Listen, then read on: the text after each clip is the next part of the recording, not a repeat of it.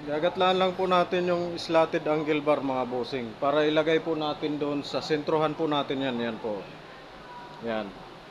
Medyo mahaba, medyo mahaba po kasi lalagyan daw natin ng sentro sabi ni Foreman kasi baka hindi kakayanin. Kasi mga halimbawa kung dextrose ilalagay, yung mga bote-bote baka hindi daw po kakayanin kaya lalagyan po natin pang sentro. So ito, gagatlaan lang po natin mga bossing, hindi po natin puputulin. Okay.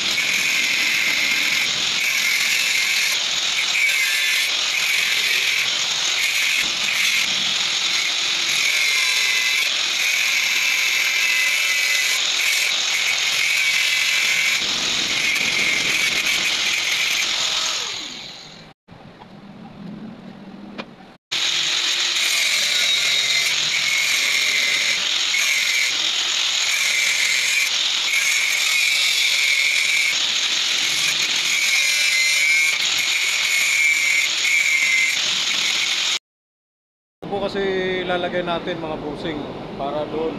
Ilulusot po kasi natin siya dito. Ito sample lang po to. Nakaganyan.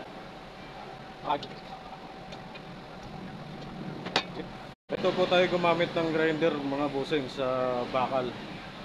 Kapag sa tiles naman, iba naman, pabaliktad naman pag ganun. Okay.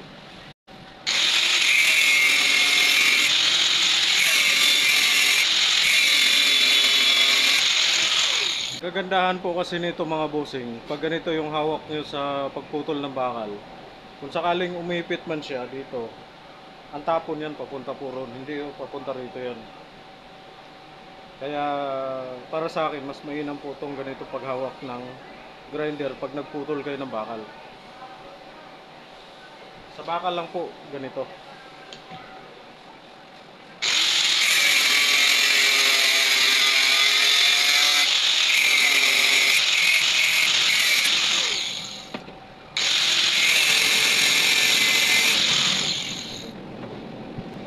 Nakakatakot lang po kasi sa kanya mga boss.